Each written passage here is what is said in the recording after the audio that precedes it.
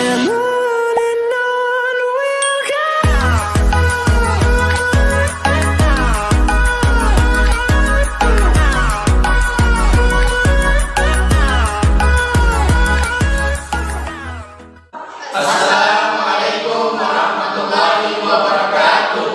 Kami dari kelompok 2 ingin mempresentasikan materi kami yang berjudul tentang pemikiran politik Islam Khawarij dan Mu'tazilah. Sebelum lanjut ke pembahasannya, izinkan kami untuk memperkenalkan anggota-anggota dari kelompok 2. Langsung saja perkenalkan, nama saya Merlianti Adeliasa Fitri, NIM 213210050. Saya Muhammad Malik Rivaldi dengan NIM 213210039. Saya Andi Akbar Ayam Saad dengan NIM 213210036. Saya Muhammad Fajar Anugrah, NIM 213210031. Saya Fabian, NIM 2132130. Saya Hulil Magfira, NIM 213210042. Saya Abdul Raja, NIM 2132137. Assalamualaikum warahmatullahi wabarakatuh. Saya ingin membahas materi kami. Langsung saja. Pemikiran Khawarij secara etimologi berasal dari bahasa Arab yang berarti keluar, muncul, timbul atau memberontak. Jadi, aliran ini berarti kaum muslim yang memiliki sifat laten ingin keluar dari kesatuan umat Islam. Kemudian, secara istilah pakar yang ada, mereka mengklarifikasikannya menjadi 4 bagian. Yang pertama, Khawarij adalah orang yang keluar atau memisahkan diri dari golongan Ali. Yang kedua adalah mereka orang-orang yang menentang dalam pengertian ingin memberontak Ali. Yang ketiga, mereka adalah orang-orang yang keluar dari kalangan yang tidak beriman. Kemudian yang keempat, mereka adalah orang-orang yang keluar dan mengambil bagian aktif dalam berjihad. Selanjutnya pembahasan bisa dijelaskan oleh teman saya. Terima kasih. Baiklah, saya akan melanjutkan pembahasan materi kami. Sekte Khawarij pada mulanya adalah bagian dari sayap militer Khalifah Ali yang menolak arbitrase di Dumatul Al-Jandal. Mereka menganggap bahwa semua pihak yang menerima arbitrase adalah murtad dan kafir karena melanggar dari haluan yang telah digariskan oleh Allah Subhanahu wa taala. Arbitrase atau tahkim terjadi antara Ali dan Muawiyah yang menyepakati gencatan senjata sebagai solusi damai dalam sebuah peperangan antara keduanya di Siffin pada tahun 37 Hijriah atau 657 Masehi. Baik, saya Faik Abian ingin melanjutkan dari pembahasan materi kami, yaitu tentang dasar pemikiran Khawarij. Dalam aksinya, kalangan Khawarij dicirikan dengan sebuah ideologi perjuangan yang secara garis besar biasa ditunjukkan dengan upaya-upaya untuk menggulingkan kekuasaan penguasa yang sah karena dianggap telah melanggar dari garis-garis hukum Allah. Oleh karena itu, penguasa itu dijatuhi hukuman kafir yang harus diperangi. Pemikiran Khawarij ini seputar slogan La hukma illa lillah. Tidak ada putusan hukum kecuali putusan hukum yang datangnya dari Allah, atau biasa disebut slogan hakimiyah. Implementasi dari slogan ini lebih jauh. Baik, sekian dari saya. Pembahasan selanjutnya akan dilanjutkan oleh rekan saya. Terima kasih. Baik, saya Muhammad Fajar Anugrah akan melanjutkan pembahasan dari materi kami, yaitu tentang dasar dan ajaran pemikiran Khawarij. Ibnu Abi Al-Hadid mengatakan, jika Anda hendak mengetahui apa hakikat kebodohan dan kejemudan, maka perhatikanlah Khawarij. Ketika mereka telah menetapkan keputusan untuk membunuh 3 orang, yaitu Ali, Muawiyah, dan Amr bin As, serta untuk memutuskan melaksanakan pembunuhannya pada malam ke-19 di bulan suci Ramadan. Dalam riwayat lain, tanggal 17 Ramadan, mereka mengatakan bahwa mereka akan melaksanakan ibadah kepada Allah. Mereka mengira bahwa perbuatan membunuh yang akan mereka lakukan itu adalah salah satu kebajikan.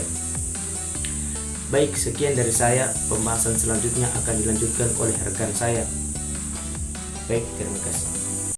Assalamualaikum warahmatullahi wabarakatuh. Perkenalkan nama saya Akbar. Di sini saya mau membahas tentang Khawarij. Yang menjadi kekhasan dari pemikiran Khawarij, Nathan Abdul Khalid membagi pendapat mereka tentang hal ini menjadi 6 pokok.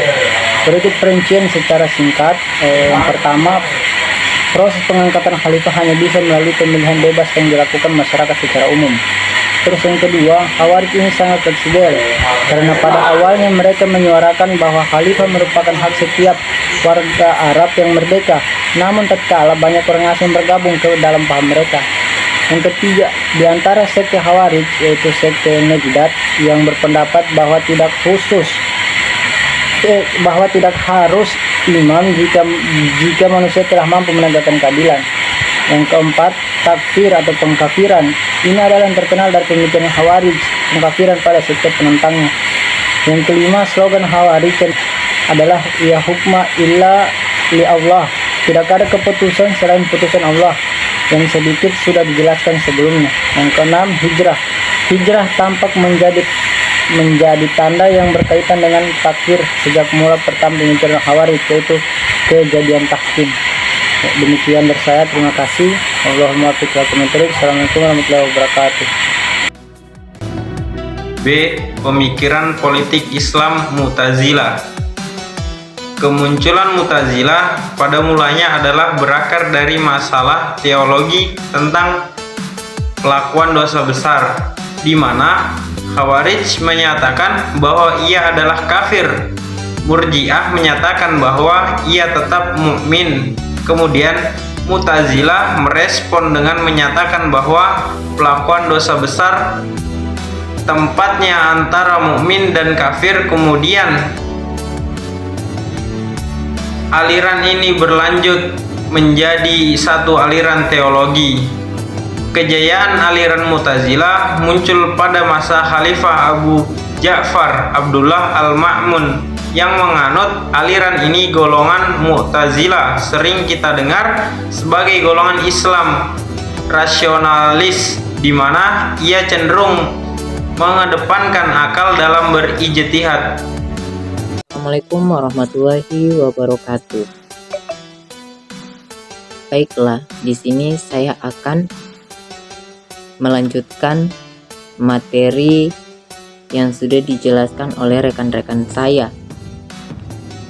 Materi yang saya jelaskan ini mengenai golongan Mu'tazilah, sering kita dengar sebagai golongan Islam rasionalis, di mana ia cenderung mendepankan akal dalam berjihad. Mu'tazilah adalah pandangan politiknya cenderung bersikap netral terhadap politik atau praktis yang berkembang pada saat itu. Ia tidak memihak terhadap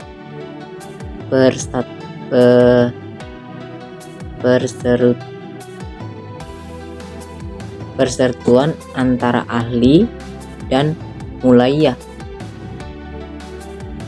Prinsip Mu'tazilah adalah terang-terangan yang mengenai pemerintahan yang zahlin, amarah, ma'ruf, nahi munkar, dan ada tidak kesempurnaan tanpa menerima keseluruhan dari akidah-akidah yang ada, seperti tauhid,